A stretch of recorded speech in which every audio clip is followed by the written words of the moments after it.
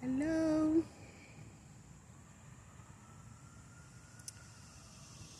Today is a different kind of workout. This is a different kind of workout today, y'all. It's a cleansing.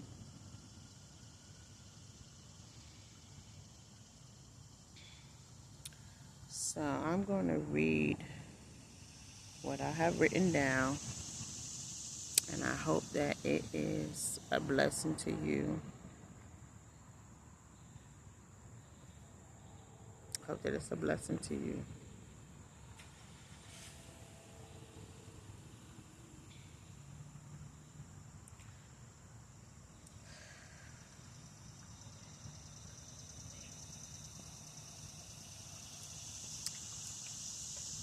You hear the nature, you hear God's creation. You hear God's creation. The wind is softly blowing. The birds, bees, and beetles are singing.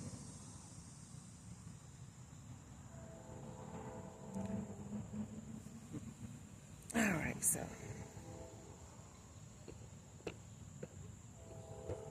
here we go. I knew God was doing something this morning. He had me up, talking and praising. Okay. This is titled, I'm Not Finished. I'm Still Becoming. Today, I feel a pull in my spirit to share a little bit of me. And honestly, I'm vulnerable. I'm not coming before you today as someone who has everything figured out. I'm not coming as someone who has conquered every battle, healed from every wound, or gotten every part of my life right. I'm coming as a woman who has been through the ringer. Good morning. And I am still here. There's a scripture that says, they triumph over him by the blood of the Lamb and by the word of their testimony.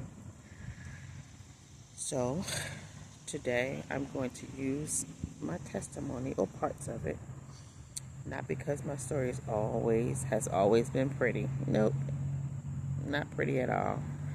But because God has been faithful in the ugly parts too. Sometimes I think about Moses. Y'all know Moses. Moses had something God wanted him to say, but he was afraid to speak. And I understand that.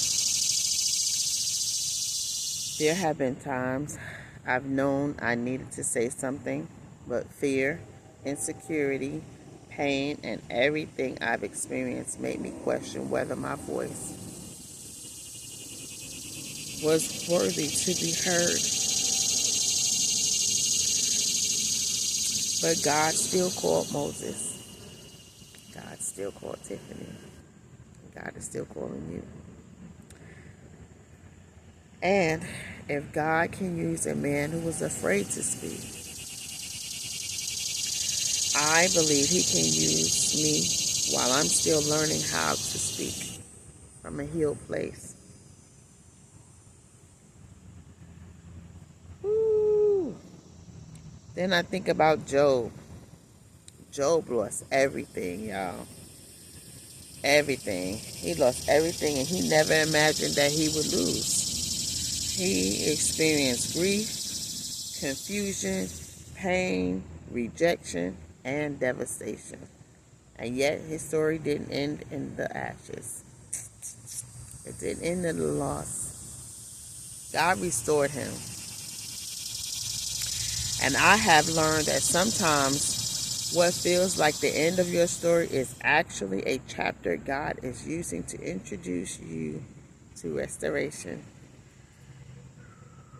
There is a woman. Then there is the woman with the issue of blood. I relate to her a lot, y'all. 12 years. 12 years of an ongoing battle. An issue that affected how she lived, how she moved, how she interacted with people, and probably how she saw herself. Is that you too? And sometimes I see myself in her because I have had ongoing battles too. There are wounds I've carried for years. There are things I survived that have affected the way I respond to people, the way I love people, the way I communicate with people, and sometimes even the way I show up for the people I love. And I'm not gonna lie. I'm not gonna lie to you. Sometimes I feel like I bleed onto other people while I'm trying to heal.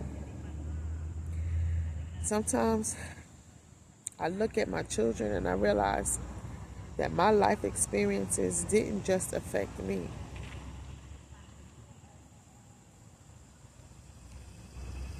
They have had to navigate some of the effects of my healing journey too. And that's a hard thing for a mother to admit.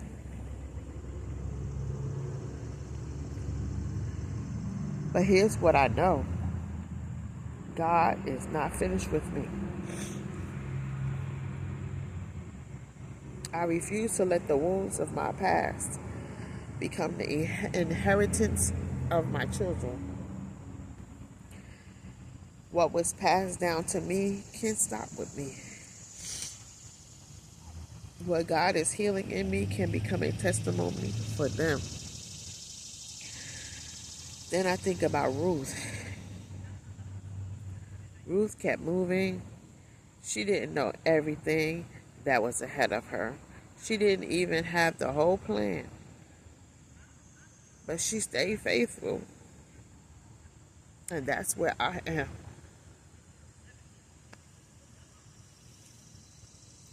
I'm pressing forward with what I have.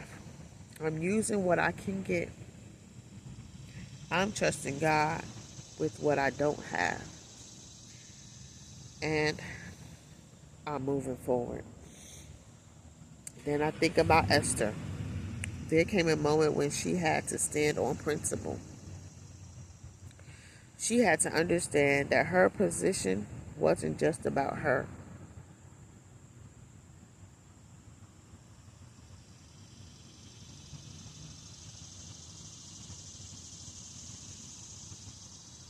Her position wasn't just about her. I started a business a couple years ago, well, a lot of years ago, called Many Hats Inc. But I always wanted to be Many Hats Ministries. So, look forward to it.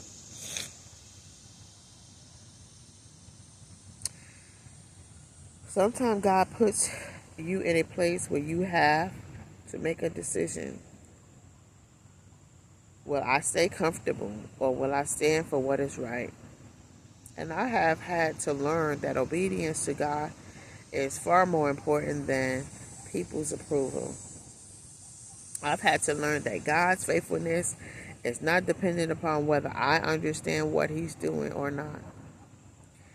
I've prayed prayers that weren't answered when I wanted them answered.